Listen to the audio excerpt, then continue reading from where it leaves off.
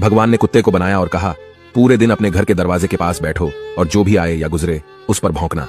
इसके लिए मैं तुम्हें 20 वर्ष की आयु दूंगा। कुत्ते ने कहा, यह बहुत लंबा समय है भौंकने के लिए, मुझे केवल 10 साल ही दीजिए और बाकी 10 मैं आपको वापस करता हूं। भगवान मान गए। फिर भगवान ने बंदर को बनाया और कहा, तुम कर्तव्य करो और लोगों को हंसाओ, इसके लिए मैं तुम्हें 20 वर्ष की आयु दूंगा।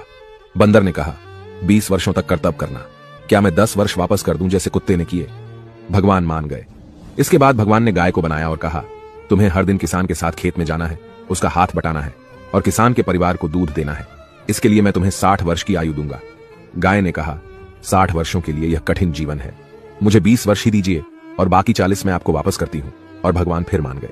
फिर भगवान ने मनुष्य को बनाया और कहा, खाओ, सो, खेलो, शादी करो और अपने जीवन का आनंद लो, इसके लिए मैं तुम्हें 20 वर्ष की आयु दूंगा। लेकिन मनुष्य ने कहा, केवल 20 वर्ष? क्या आप मुझे कुत्ते द्वारा 10, गाय द्वारा 40 और बंदर द्वारा लौटाए गए 10 साल और नहीं दे सकते? भगवान मान गए और कहा, ठीक है, मैं तुम्हें 80 वर्ष की आयु देता हूं।